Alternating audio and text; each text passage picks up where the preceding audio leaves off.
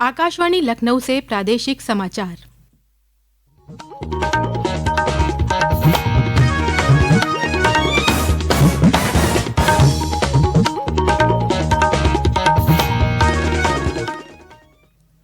मुख्य समाचार।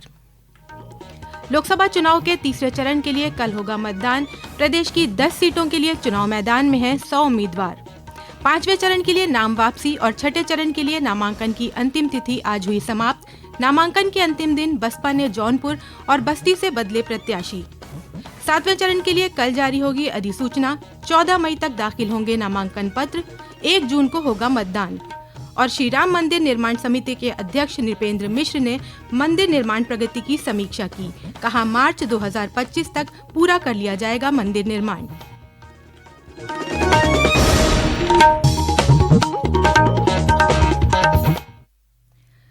नमस्कार, प्रदेश के समाचारों के साथ मैं तनवीर फातिमा। और अब समाचार विस्तार से। लोकसभा चुनाव के तीसरे चरण में प्रदेश की 10 लोकसभा सीटों संभल, हाथरस, आगरा, फतेहपुर सीकरी, मैनपुरी, फिरोजाबाद, एटा, बदायूं, आंवला और बरेली में कल मतदान होगा।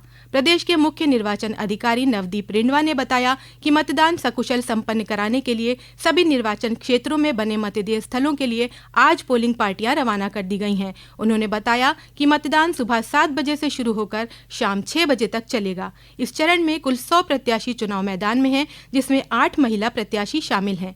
सबसे अधिक 13 प्रत्याशी बरेली और सबसे कम 7 प्रत्याशी फिरोजाबाद में अपनी किस्मत आजमा रहे हैं। तीसरे चरण में कुल मिलाकर 1,89,14,788 मतदाता हैं। इस चरण में कुल मिलाकर 20,415 मतदेय स्थल यानी पोलिंग स्टेशन है। 12,339 मतदान केंद्र हैं और जो टोटल पोलिंग स्टेशन हैं, इनमें से 4,390 को विभिन्न कारणों से क्रिटिकल पोलिंग स्टेशन की श्रेणी में रखा गया है, जहां पर अधिक सतर्क दृष्टि रखी जाएगी। इन सीटों में कुल 1887 सेक्टर मजिस्ट्रेट लगाए गए हैं, 241 जोनल मजिस्ट्रेट, 668 स्टैटिक मजिस्ट्रेट और 2,859 माइक्रो ऑब्जर्वर्स तैनात किए गए हैं। तीसरे लोकसभा चुनाव के लिए प्रदेश में विभिन्न राजनीतिक दलों के स्टार प्रचारक अपनी पार्टी के उम्मीदवारों के लिए प्रचार कर रहे हैं। इसी क्रम में भाजपा के वरिष्ठ नेता और मुख्यमंत्री योगी आदित्यनाथ ने आज उन्नाव, हरदोई, शाहजहांपुर में पार्टी प्रत्याशियों के समर्थन में चुनावी जनसभाओं को संबोधित किया। श्री योगी ने समाजवादी पार्टी पर निशाना साधते हुए कहा कि लोगों को आज भी अखिलेश यादव के शासनकाल की खराब कानून व्यवस्था याद है। उन्होंने कहा कि ये विकसित भारत के संकल्प को आगे बढ़ाने का चुनाव है। भाजपा के वरिष्ठ नेता राजनाथ सिंह आज लखनऊ में जनसभा में हिस्सा ले रहे हैं।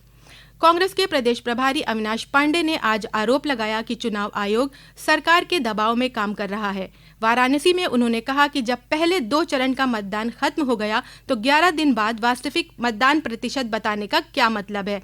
दूसरी ओर कांग्रेस महासचिव प्रियंका गांधी वाड्रा ने आज शाम रायबरेली में पार्टी पदाधिकारियों के साथ बैठक की। इस सीट से उनके भाई और कांग्रेस नेता राहुल गांधी चुनाव लड़ रहे हैं। कांग्रेस पार्टी ने छत्तीसगढ़ के पूर्व मुख्यमंत्री भूपेश बघेल को रायबरेली सीट और राजस्थान के पूर्व मुख्यमंत्री अशोक गहलोत को अमेठी सीट पर्यवेक्षक नियुक्त किया है। अमेठी सीट से गांधी परिवार के नजदीकी किशोरीलाल शर्मा कांग्रेस के उम्मीदवार हैं।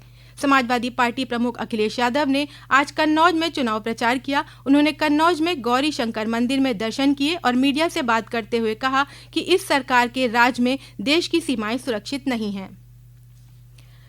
प्रदेश की 14 लोकसभा सीटों पर होने वाले 5वें चरण के लोकसभा चुनाव के लिए नाम वापसी की अंतिम तिथि आज समाप्त हो गई। इस चरण के लिए विभिन्न दलों के कुल 296 प्रत्याशियों ने नामांकन किया था, जिसमें 149 प्रत्याशियों के नामांकन खारिज हो गए थे। नाम वापसी के आखिरी दिन हमीरपुर में किसी ने भी अपना नाम वापस नहीं लिया है। यहां भाजपा, सपा, कांग्रेस गठबंधन, बसपा सहित कुल 11 प्रत्याशी मैदान में हैं। इस चरण में मोहनलालगंज, लखनऊ, रायबरेली, अमेठी, जालौन, झांसी, हमीरपुर, बांदा, फतेहपुर, कौशाम्बी, बाराबंकी, फैजाबाद, कैसरगंज और गोंडा में 20 मई को मतदान होगा। लोकसभा चुनाव के छठे चरण के लिए प्रदेश की 14 सीटों पर नामांकन की अंतिम तिथि आज समाप्त हो गई। नामांकन के अंतिम दिन बसपा ने जौनपुर और बस्ती से अपने प्रत्याशी बदल दिए। जौनपुर से बसपा ने श्रीकला रेड्डी की जगह श्याम सिंह यादव को प्रत्याशी बनाया है। वहीं बस्ती से बसपा ने पूर्व घोषित उम्मीदवार दयाशंकर मिश्रा का टिकट काटकर लवकुश पटेल को अपना उम्मीदवार बनाया है। श्याम सिंह यादव और लवकुश पटेल ने आज अपना नामांकन दाखिल कर दिया।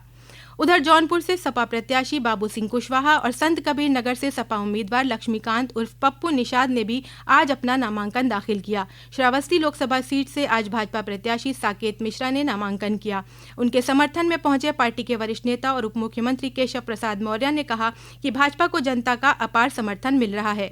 छठे चरण में प्रदेश की सुल्तानपुर, प्रतापगढ़, फूलपुर, इलाहाबाद, अंबेडकर नगर, श्रावस्ती, डुमरियागंज, बस्ती, संत कबीर नगर, लालगंज, आजमगढ़, जौनपुर, मछली शहर और भदोही लोकसभा सीटों पर उम्मीदवार 6 मई तक अपना नामांकन पत्र दाखिल कर सकेंगे और मतदान 25 मई को होगा।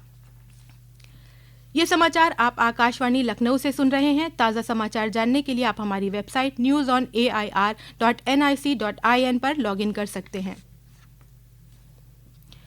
लोकसभा चुनाव के 7वें और अंतिम चरण के मतदान की अधिसूचना कल जारी की जाएगी। अधिसूचना जारी होने के साथ ही नामांकन प्रक्रिया शुरू हो जाएगी। इस चरण में प्रदेश की 13 सीटों के लिए 14 मई तक नामांकन दाखिल किए जा सकेंगे। 15 मई को नामांकन पत्रों की जांच होगी। नामांकन की वापसी की आखिरी तिथि 17 मई है।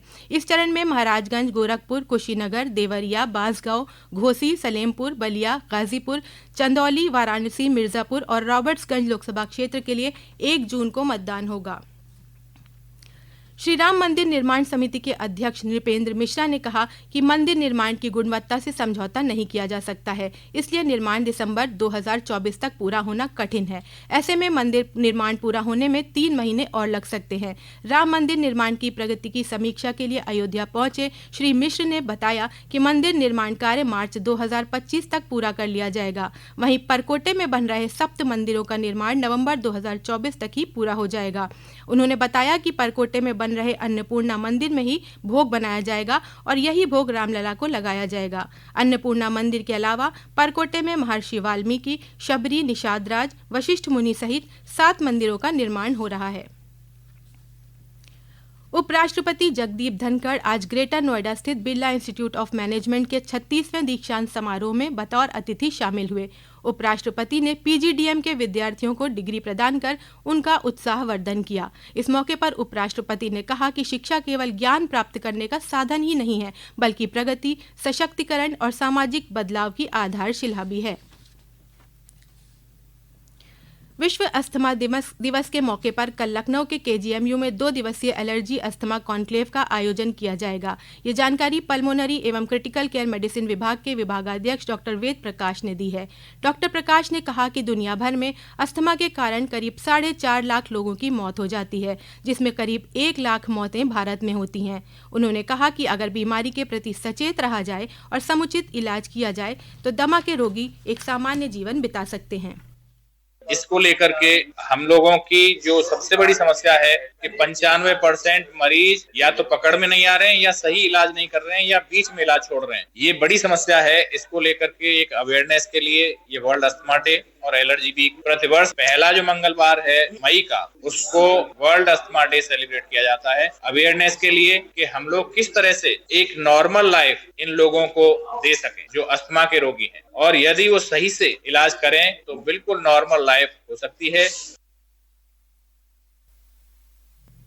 CISCE ने आज 10वीं और 12वीं की परीक्षाओं के नतीजे घोषित कर दिए। इस बार 10वीं कक्षा में 99.47%, जबकि ISC यानी 12वीं कक्षा में 98.19% परिणाम रहा।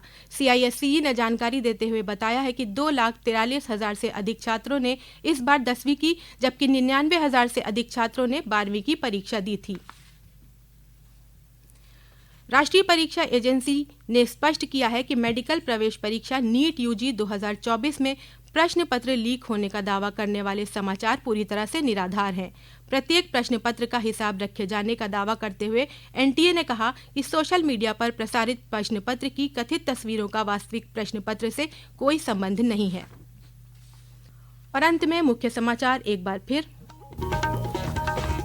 लोकसभा चुनाव के तीसरे चरण के लिए कल होगा मतदान। प्रदेश की 10 सीटों के लिए चुनाव मैदान में हैं 100 उम्मीदवार। 5वें चरण के लिए नाम वापसी और छठे चरण के लिए नामांकन की अंतिम तिथि आज हुई समाप्त। नामांकन के अंतिम दिन बसपा ने जौनपुर और बस्ती से बदले प्रत्याशी। 7वें चरण के लिए कल जारी होगी अधिसूचना। 14 मई तक दाखिल होंगे नामांकन पत्र। 1 जून को होगा मतदान। और श्री राम मंदिर निर्माण समिति के अध्यक्ष नृपेंद्र मिश्र ने मंदिर निर्माण प्रगति की समीक्षा की। कहा, मार्च 2025 तक पूरा कर लिया जाएगा निर्माण कार्य।